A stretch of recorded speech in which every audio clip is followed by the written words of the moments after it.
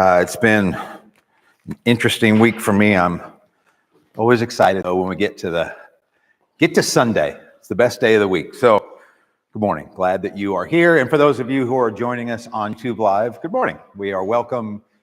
We are happy that you are with us as well. A couple of very quick announcements. The first one is that this coming Sunday, a week from today, is Second Sunday Potluck. If all goes well, it's going to be right when it's supposed to be, right where it's supposed to be. And of course, that's our house. I think everybody in the room at least knows I'm having surgery tomorrow. So as long as I'm able to have people over, we're still going to do it. If something, if I'm not able to have people over, then we'll call an audible and we'll figure it out. But so far, so good. We are planning on having Second Sunday Potluck at our house next Sunday. So also, I'm going to be unable to move the trailer and stuff. We are anticipating being right here for Sunday next week as well. We think we have everything figured out, but watch for a text. If we change locations, we will let you know. So if you don't already get texts from us, especially for those of you who are in the room, obviously, we want to make extra sure you guys know if we change the location. So if you don't already get texts, see me before you leave, and I'll make sure you're signed up on our texting list. And by the way, anybody who wants to get those, just ping me, let me know. We can get you signed up so you receive automated texts letting you know if anything is happening here at the church. All right, the banquet in the middle of a war is the name of today's message. We're going to start the book of Esther. And I am excited about this. I have never preached through Esther before. I don't remember ever hearing anybody do it either. I'm sure they have. I just must have missed it. So I'm excited to see where the Lord takes us on this journey. It's a very unique piece of history, a very unique text. And obviously, we're going to talk about that over the next several weeks, but get ready for the book of Esther. Now, this is when I would normally go straight to our communion and take the Lord's Supper together. We're not going to do it just yet. I'm going to read you today's passage, but I want it to just sink in because I think it'll be more relevant a few minutes from now than it is at the moment. And our passage today is out of 1 Corinthians. It's 1 Corinthians 10, verse 16. And this is Paul talking to the church in Corinth. And he says, "Is the cup of blessing which we bless not a sharing in the blood of Christ? Is the bread which we break not a sharing in the body of Christ?" Now, when he asked those questions, obviously, he was trying to get their attention. He was trying to get the folks there in Corinth to really stop and think. What does it mean to share in the blood of Christ? And what does it mean to share in the body of Christ? As I said, we're not going to take the Lord's Supper at the moment. I just want that to simmer for a few minutes and let you think about that as we move into today's message. The photograph behind me is a picture, at least I assume it really is what it says it was, which is a city in Israel that's under attack. When Hamas attacked Israel, there were all kinds of images that flooded the internet. This is purportedly one of those images. And can you imagine in that moment being an Israeli and literally waking up to someone invading your town? I mean, literally, like in front of your house. When we see movies, especially war movies and stuff, they're usually set someplace other than our neighborhood, aren't they? You don't think of a war breaking out in your neighborhood. And for them, war broke out in their neighborhood.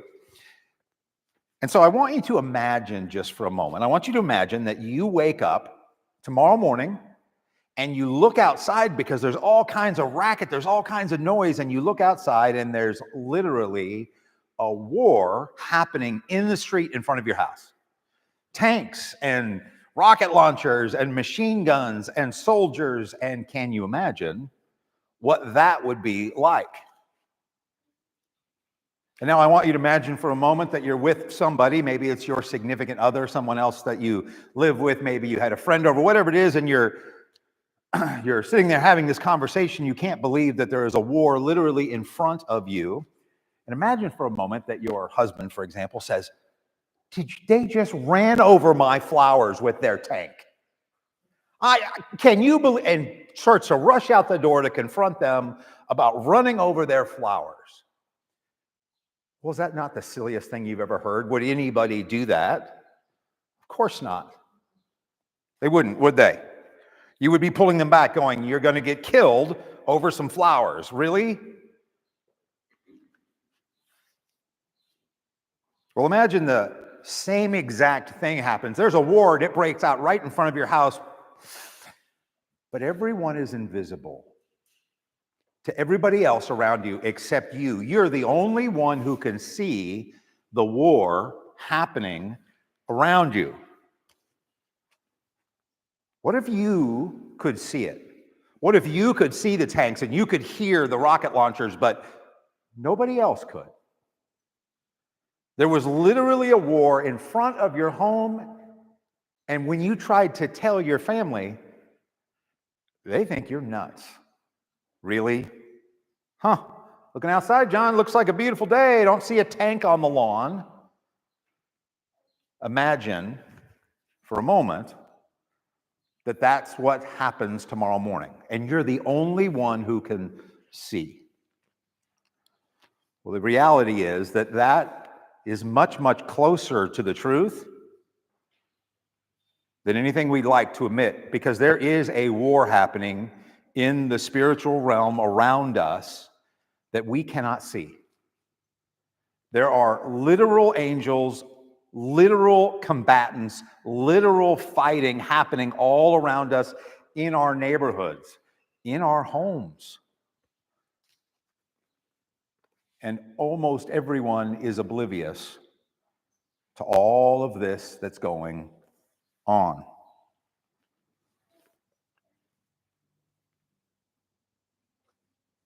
How do you explain an invisible war? How do you get people to believe that? You see, people look outside and they don't see anything. I promise you, somebody who either is on Facebook Live right now, maybe on YouTube Live, or maybe they're just watching this video, they're thinking, oh, he's one of those guys. He believes in real angels and real demons and real spiritual battles. Guilty. I am one of those guys. But see, it really circles back to last week, because last week, John talked about this battle that's been going on for thousands of years between good and evil, between God and Satan. And Satan has been trying to destroy God and everything God stands for, God's Son, God's people, for a very long time. And it's a very real battle. John talked about Adam and Eve and how Satan literally tried to destroy the first people.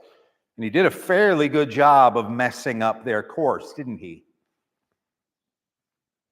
And then he over and over and over, all throughout the Bible, tries to destroy God's people, the Jews. And by the way, in case you haven't read the book of Ester yet, this is another story about a historical time when somebody or a group of somebodies tried to destroy God's people. Many of us either lived through it or know someone who lived through the last Holocaust, when millions and millions of Jews died at the hands of the Germans and the Axis and all of the terrible atrocities that happened in World War II. It isn't that far removed from us that God's people have been under attack. They're under attack right now. There are people trying to wipe out the Jews today, and of course, there's a new group of God's people, those of us who have been adopted into his family, the Christians. And he's been trying to destroy us for a couple thousand years now as well. And that's part of what John talked about last week. How there is not just a theme, but literal examples of the enemy trying to destroy us.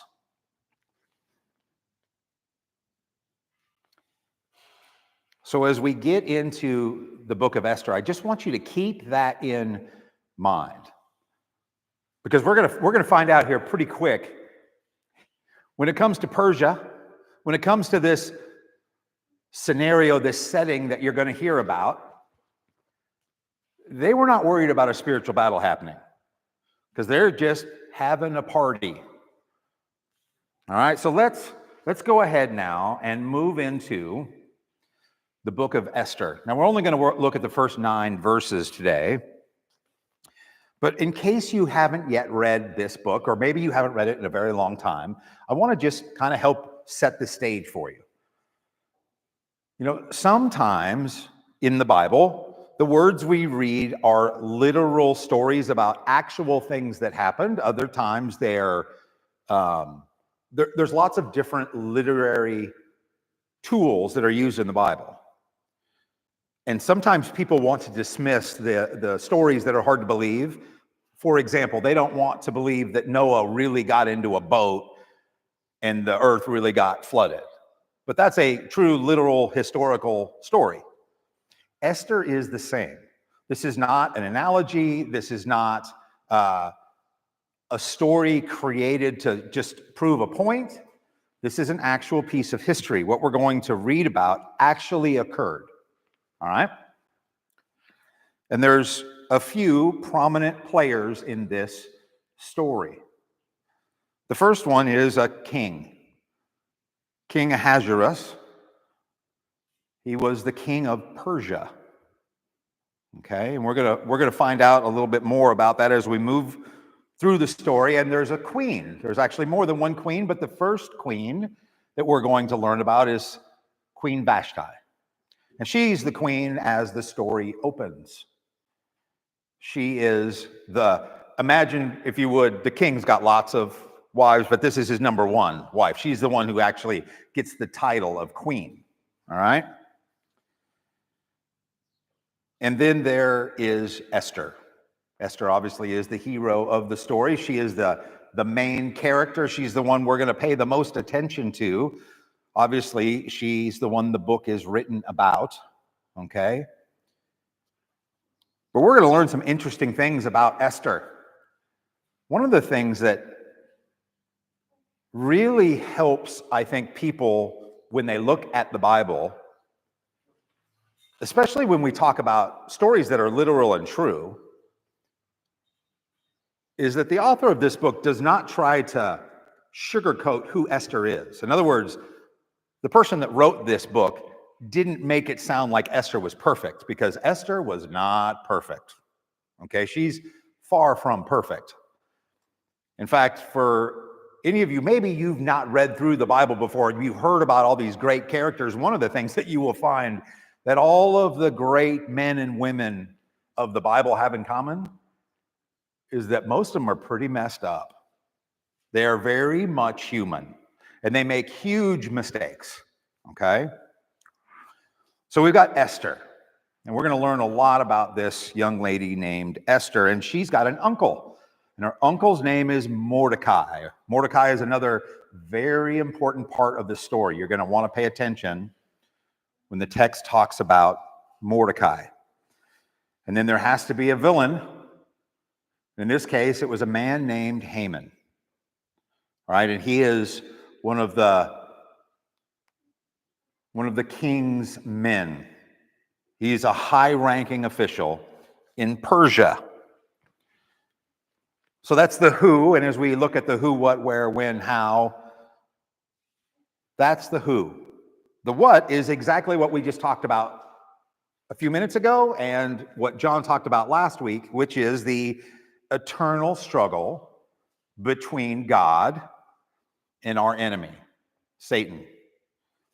This is literally the eternal struggle between God's people and the enemy trying to destroy God's people. That's the what. All right? And the where is a place called Susa. Now, Susa, if you don't know what that is, was the capital of Persia. Around about 2,500 years ago, if you went to Persia, which today we call Iran, if you would have gone to the capital of Persia, you would have been standing in Susa. And that's where this story takes place. And before we even jump into the story, I want you to know that that is important. Because there's 3 books of the Bible that are sort of tied together. They are Esther, Ezra, and Nehemiah. And there's some crossover between these stories, and they happen in approximately the same span of time. You see, the temple is back under construction. The temple that was destroyed by the Persians, the Babylonians came in, they drug everybody away. Persia has now kicked Babylon's butt to the curb. They're in charge. And these folks are still living in Susa. That's important because they don't have to stay there anymore. The captivity is over. They could have left. Many Jews were migrating back to Jerusalem. For whatever reason, and I think it'll be clear over the coming weeks, this group of folks has decided to stay in Susa. All right? We're at the end of the 5th century BC. We're in the late 400s BC. All right, so about 2,500 years ago, give or take. And then the how. The how of this story is, well, it's not only interesting, it's actually quite exciting. There's a lot of very ironic twists and turns that we're going to ride on this story of Esther. But one thing that you will see is that, as usual, Satan uses somebody, in this case, this man named Haman, to try to destroy what he hates. He hates God's people. And if you're one of God's people, I want that to sink in. Because the devil's been trying to destroy God's people as long as there have been God's people, all the way back to Adam and Eve. And he's going to use some interesting tools. It turns out our king is a drunk. He's pretty much going to party his way through the rest of his life. And he spends most of his days intoxicated. But that's a useful tool for Satan. See, the truth is, Satan will twist us any way we'll let him. Well, if you're drunk, you're pretty easy to manipulate, aren't you? Oh, and by the way, if you're drunk and you're the king, now Satan's got something to work with. Even better than usual, and that's exactly what he does. He will use this drunk king to his advantage.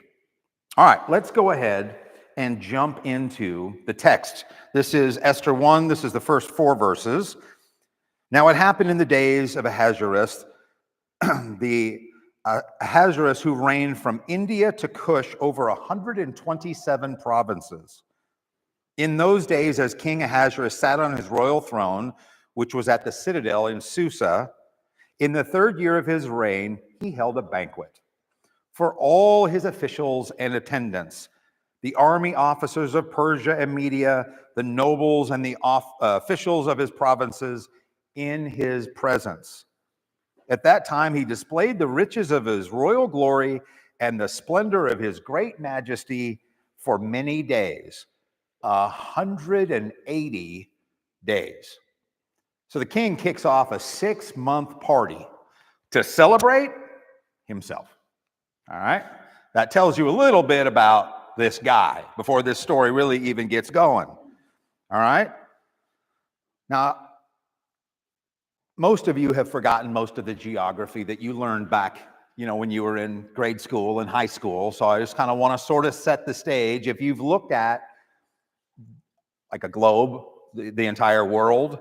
India is a big place, all right? And you've got, and I'm kind of backwards. I wonder if I can do it backwards in my head. So I'm going to try to do this in my head in reverse. So you've got India over here, okay? Iran's way over here, all right? So you've got India's here, and then you've got Pakistan. If you come farther up north, you end up way outside the region, but you've got Jerusalem back over here.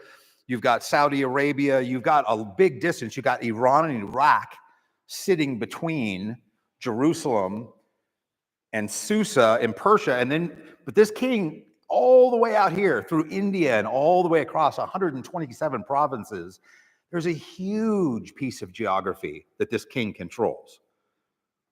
I mean, that would, again, in today's map, India, Pakistan, Iran, Iraq, part of Saudi Arabia, part of Turkey, I mean, it's a huge geographic area that is in his control, okay?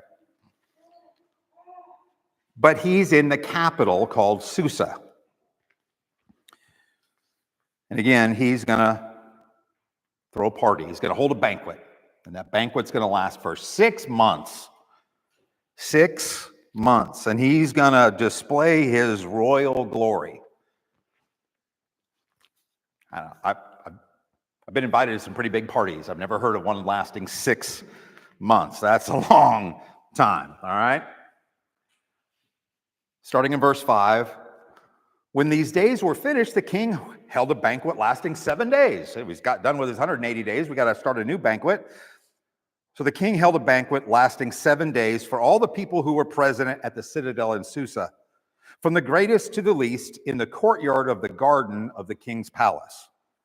There were curtains of fine white and violet linen, held by cords of fine purple linen, on silver rings and marble columns, and couches of gold and silver on the mosaic floor of porphyry, marble, mother of pearl, and mineral stones. So if you can imagine, the author here just wants to set up how incredibly beautiful and ornate this part of the king's palace is. These are all the things that would have cost incredible amounts of money. And back then, you didn't have all these resources in one place. All of this stuff came from far, far away. To go to one place where you saw all of those things that I just described to you would have been absolutely mind-blowing. It would have literally been glory to see. From a worldly perspective, if you were there standing in that courtyard, you wouldn't be able to help yourself but say, wow, what an amazing place this is. And that's exactly what the king wants, because he's taking credit for it all.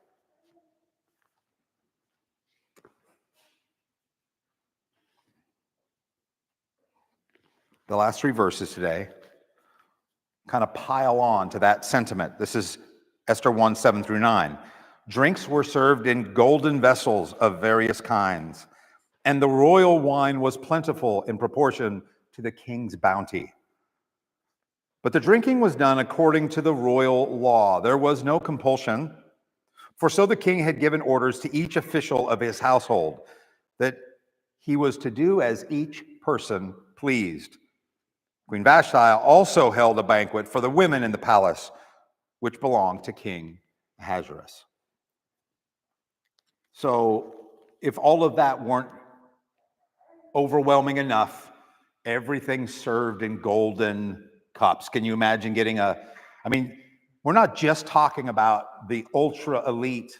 We're talking about everybody who wants to be at this party, everybody in the kingdom getting served in a golden vessel. Okay? A little bit overwhelming.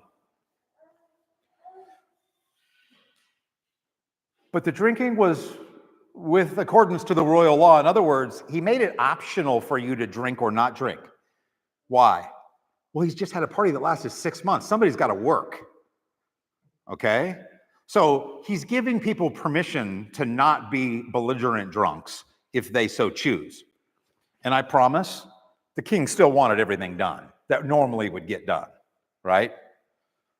So he's He's celebrating himself. He's going to get drunk. He's going to do whatever he wants.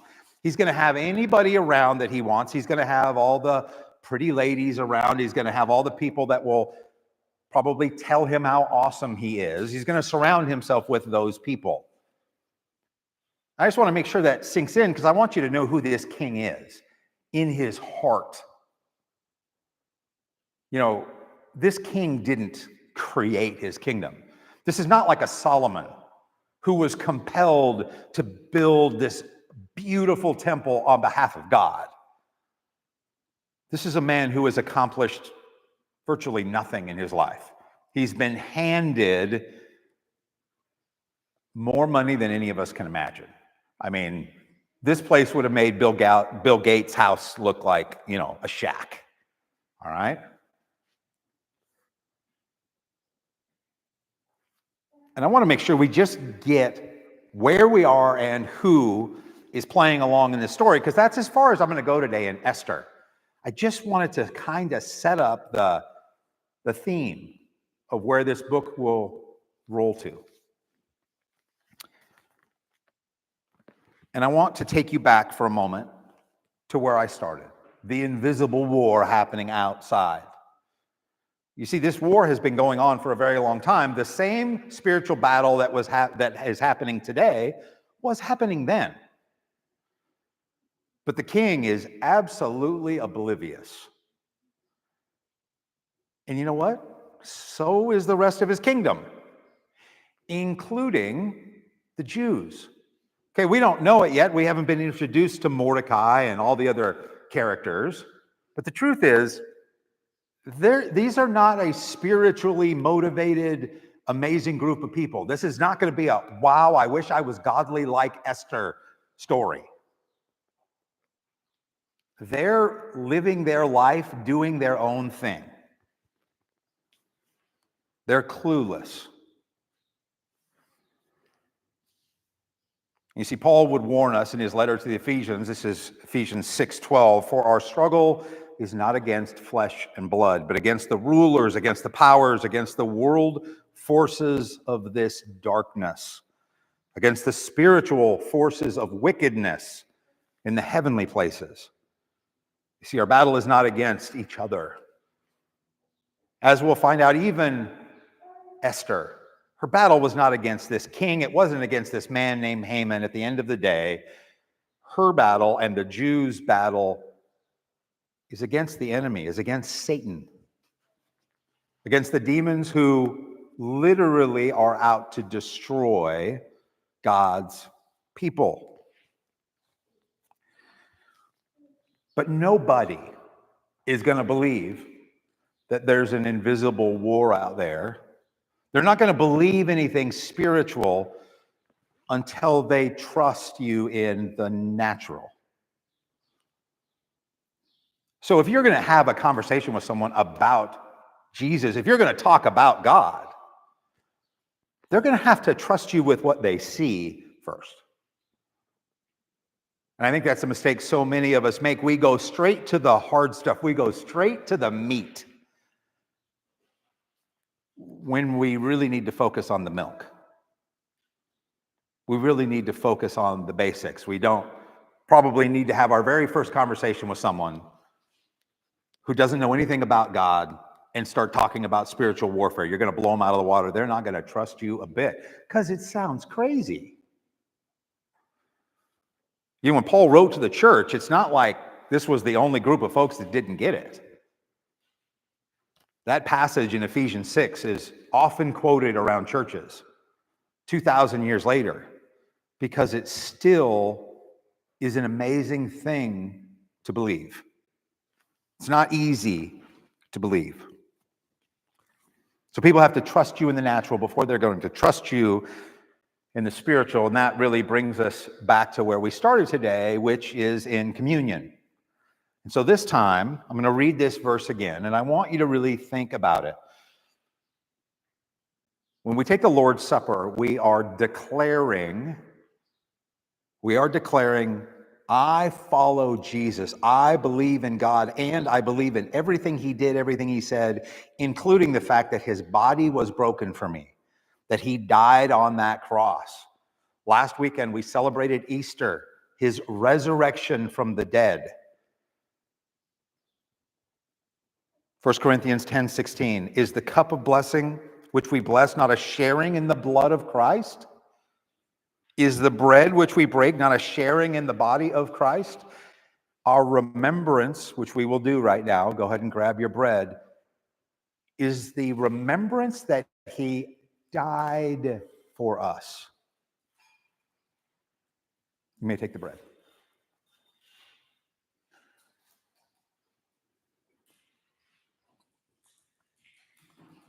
When we take the cup of Christ, when we take communion, when we take the Lord's Supper together, and we take the drink, we're remembering how his perfect blood was shed for us. And for those of you who believe that, you can join me right now in remembering his blood shed for us.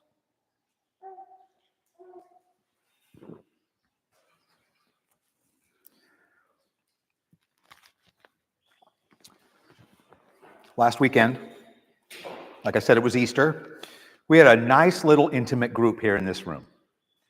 There are some churches in our community and in the greater Dallas-Fort Worth area that are huge, some really, really big organizations.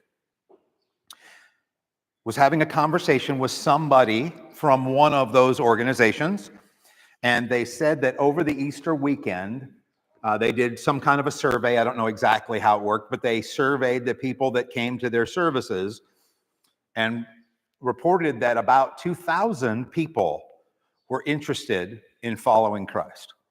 There were 2,000 people who said they were ready to follow Jesus.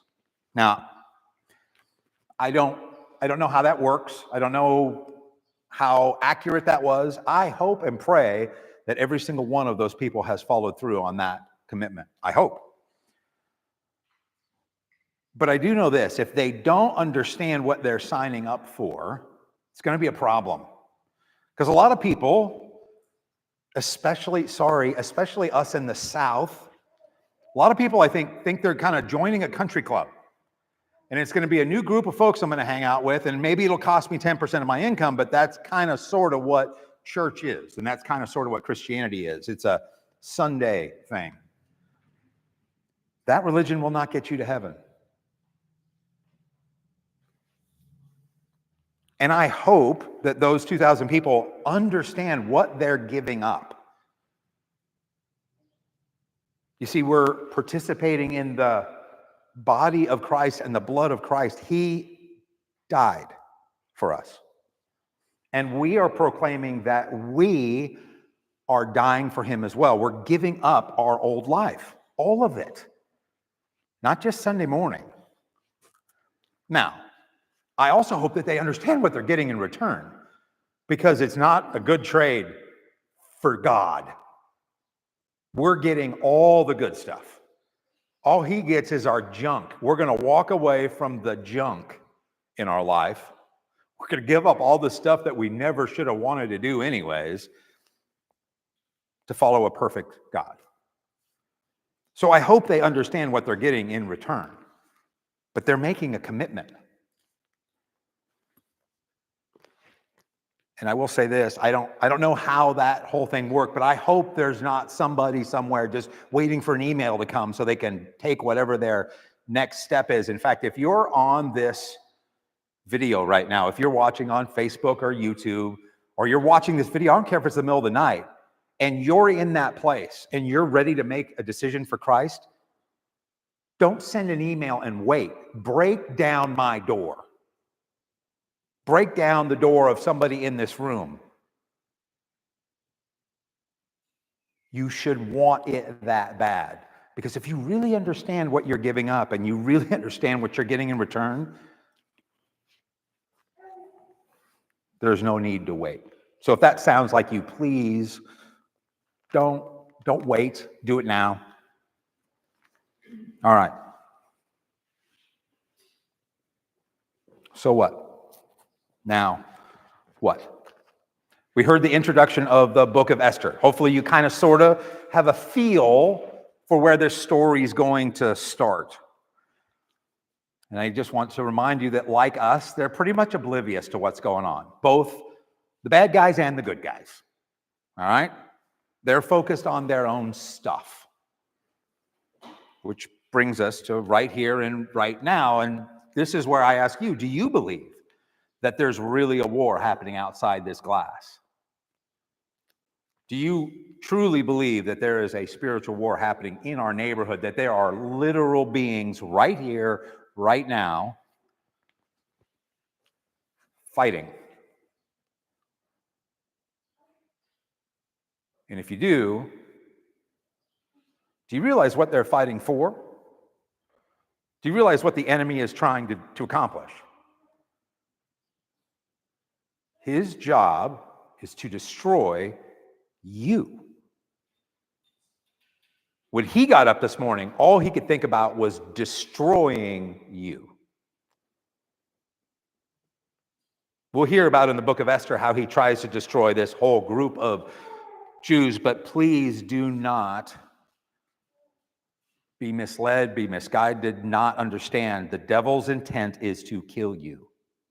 If he can, he will. And you're probably thinking, why would he bother? Why would he care about me? Even if he did care about people, why would he care about me out of the 8 billion people on earth? Do you not realize what you have? Do you not realize why he hates you the way he hates you? See, sometimes we have something and we don't even understand what's in our possession. If you follow Jesus, the Spirit of God lives in you. You have God in you. Even if you're not using him, even if you're not talking to him, even if you're not aware of the power that you have. In that same passage in Ephesians, Paul calls the word of God the sword of the Spirit. It is our weapon. You see, this word has the power to destroy Satan. And he doesn't want you to figure out how to do that. That's why you're on his hit list. And make no mistake about it. This is not something he kind of sort of might do. If he can kill you today, he will. Now, I know that's probably a little heavy. But the question I really want you to think about when you leave here today, I want you to think about, how is the devil trying to destroy you? How is he doing it? You see, he uses the same tactics over and over and over. If I told you that Pastor so-and-so fell today, what would that mean? I mean, he had an affair with a woman, right? Isn't that what he usually does? You know why? Because it works. There are tactics he uses to try to destroy you. And if you don't know how he's coming after you, that's not good. You should know how he's coming after you so you can protect yourself. That's why Paul says, put on the full armor of God. If you walk out your house without your armor on, you're in trouble. Now here's the good news. I hope I got your attention through all that. God is infinitely more powerful than the devil and all his demons wrapped up in one big giant army. And you don't have to be God to be protected by God. You don't have to be 30 years of studying your Bible to whoop Satan's butt. You don't. But Satan doesn't really want you to realize that. Okay? But if you don't understand how Satan's attacking you, if you can't right now articulate that to me, please let's have a conversation and figure it out. Because I promise he's after you. That's what he does. All right, home groups, go ahead and do the call to action questions now with your group. If you're in the room, our message guides are in the back. If you're online, you can go to our website, SteepleLessChurch.com. Go to messages. You'll find the message guide for today. You can answer those questions on your own. All right, so this week we set kind of the stage for the book of Esther. Next week, we're going to get deeper in the story and we're going to learn about at least the first queen. So don't miss that. Thank you for being part of the SteepleLess Church family. We love you, and we'll see you next week.